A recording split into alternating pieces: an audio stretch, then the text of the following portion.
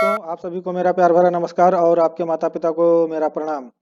दोस्तों, आज हम आपके लिए हिंदी की टॉप 20 क्वेश्चन की क्लास लेकर आए हैं, जो आपके लिए आगामी परीक्षाओं में बहुत ही महत्वपूर्ण सिद्ध होगी और इसकी सहायता से आप किसी भी आगामी परीक्षा को आसानी से क्रैक कर जाएंगे। तो दोस्तों, आज की क्लास शुरू करने से पहले हम आपको फिर बताना चाहेंगे कि मैं जो क्लास को पढ़ाने जा रहा हूँ, हर प्रश्न को आप कॉपी और पेन लेकर बैठें और उसको नोट करते जाएं। लिखने से जो है ज्ञान स्थायी होता है। तो चलिए दोस्तों, आज की क्लास शुरू करते हैं हम। आज की क्लास का पहला प्रश्न आपके सामने स्क्रीन पर ये रहा। कायाकल्प किसकी रचना है? महादेवी वर्मा की, अज्ञे की, मैथिली शरण गुप्त की, प्रेमचंद की।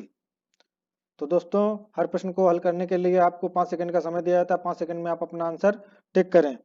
तो दोस्तों, इस प्रश्न का सही उत्तर आप बताइए जल्दी। इस प्रश्न का सही उत्तर है Premchand. Option D is right answer.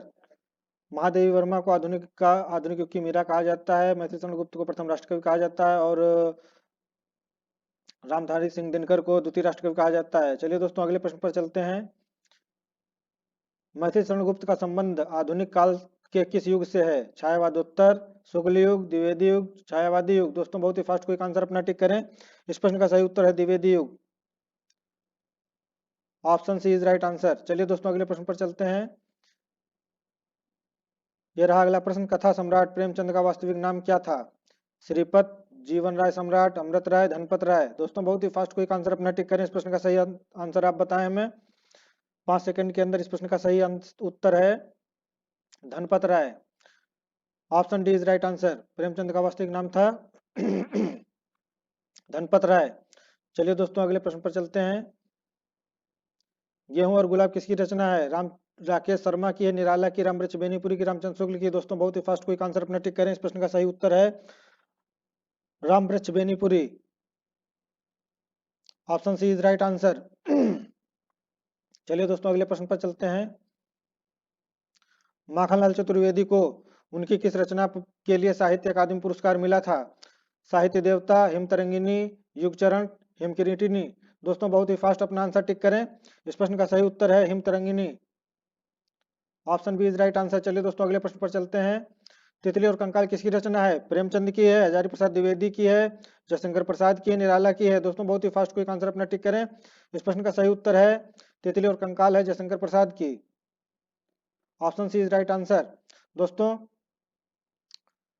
Jaishankar Prasad को एक्स्ट्रा नॉलेज में आपको बताना चाहेंगे। इसे जयशंकर प्रसाद को छायावाद का जनक भी कहा जाता है, निराला को क्रांतिकारी कवि कहा जाता है, प्रेमचंद जो है इनके प्रमुख उपन्यास हैं गोदान गबन, सेवा सदन और निर्मला, कफन पंच परमेश्वर, बड़े भाई साहब, ईदगाह, पूस की रात और इनका एक अधूरा उपन्यास है मंगलसूत्र और एक इनका कृति जो है वो अंग्रेज सरकार द्वारा जब्त कर ली गई थी, स्वजय वतन। चलिए दोस्तों, अगले प्रश्न पर चलते हैं। ये रहा अगला प्रश्न। संस्कृत के 4 अध्याय किसकी रचना है? निराला की है, जयशंकर प्रसाद की है, दिनकर की, सुमित्रानंद पंत की है। दोस्तों, बहुत ही फास्ट कोई आंसर अपना टिक करें। इस प्रश्न का सही उत्तर है संस्कृत के 4 अध्याय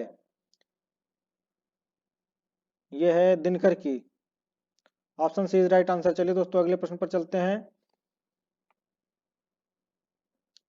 हिंदी विषय पर प्रथम ज्ञानपीठ पुरस्कार पाने वाले कौन थे? निराला, जयशंकर प्रसाद, सुभद्रा कुमारी चौहान, सुमित्रानंदन पंत। दोस्तों, बहुत ही फास्ट आंसर अपना टिक करें।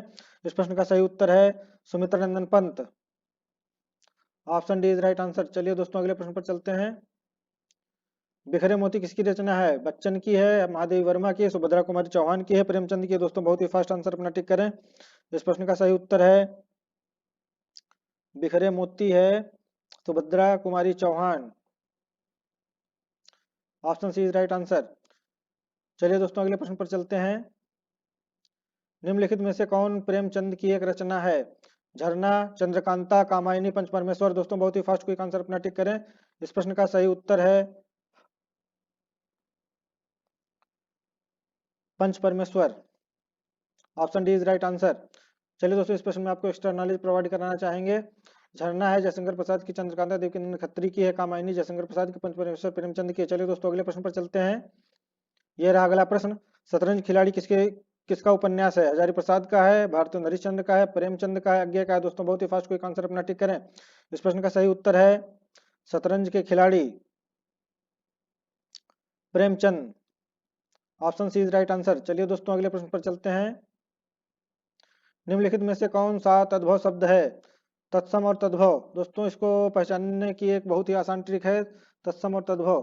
तत्सम का मतलब होता है संस्कृत से बने शब्द जो होते हैं, शुद्ध शब्द को तत्सम शब्द कहते हैं। तद्भव जो होते हैं अशुद्ध शब्दों को तद्भव कहा जाता है। तो इसमें दिया है पंख है, पृष्ठ है, लज्जा है, शिला है। तो दोस्तों इस प्रश्न का सही आंसर आप टिक करें। तद्भव पूछा गया है तो तद्भव इसमें है पंख। Option A is right answer. इसका तत्सम होगा पक्ष। चलिए दोस्तों अगले प्रश्न पर चलते हैं। दोस्तों यदि आपको हमारी वीडियो पसंद आ रही तो इसे ज़्यादा से ज़्यादा लाइक करें, शेयर करें, सब्सक्राइब करें और बेल आइकन को जरूर दबाएं। दोस्तों आप अपना इसे प्यार और सहयोग बनाए रखिए, जिससे हम आपके लिए अच्छी अच्छी क्लासें प्रोवाइड कराते रहें। तो चलिए दोस्तों, हम आपके उज्जवल भविष्य के लिए मेहनत करेंगे और आप भी थोड़ी मेहनत करेंगे, जिससे आपका एग्जाम आसानी से क्रैक हो जाए। तो चलिए दोस्तों अगला प्रश्न ये रहा सामने आपके। शुद्ध वर्तनी वाला शब्द है विरहिणी, विरहाड़ी, विरहिणी, विरहाड़ी।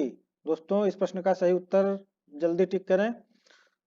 तो इसमें हमें शुद्ध शब्द बताना है, तो इसका शुद्ध शब्द होगा विरहिणी। Option C is right answer.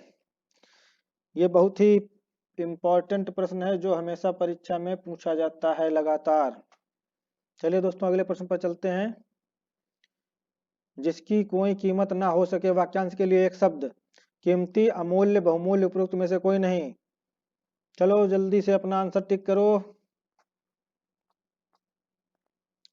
जिसकी कोई कीमत ना हो उसको कहते हैं अमूल्य। Option B is right answer. चलिए दोस्तों अगले प्रश्न पर चलते हैं। शांत रस का स्थायी भाव है वैराग्य, क्षमा, दया, निर्वेद। दोस्तों बहुत ही फास्ट क्विक आंसर अपना टिक करें। इस प्रश्न का सही उत्तर है निर्वेद। शांत रस का स्थायी भाव है निर्वेद। चलिए दोस्तों अगले प्रश्न पर चलते हैं।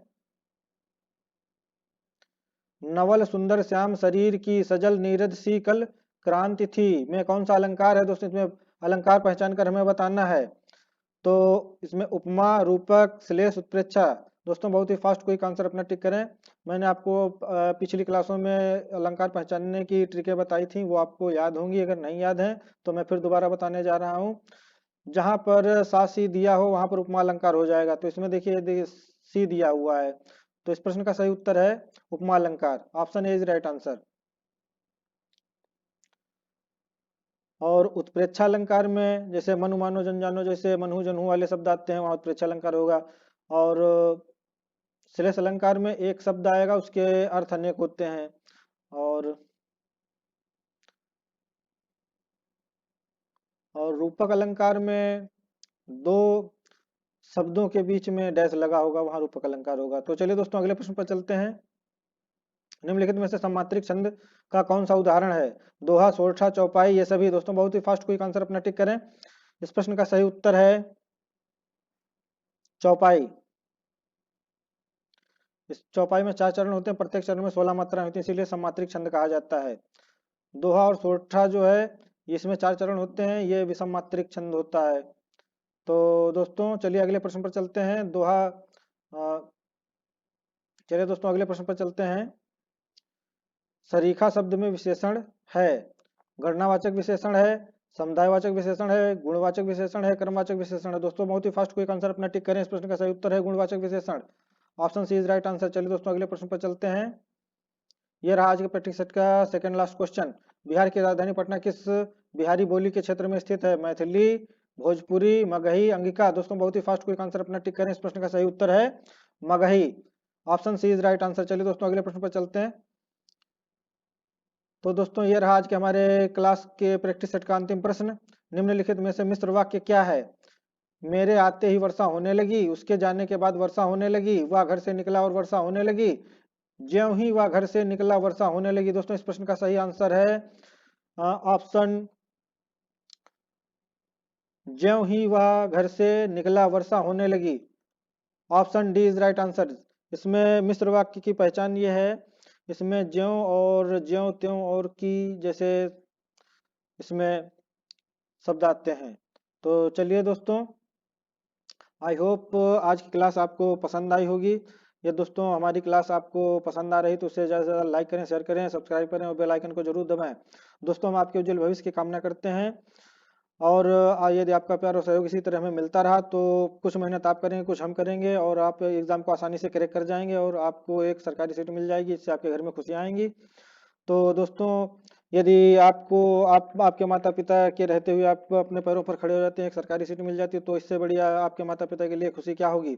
तो दोस्तों आज की क्लास हम यहीं पर समाप्त करते हैं।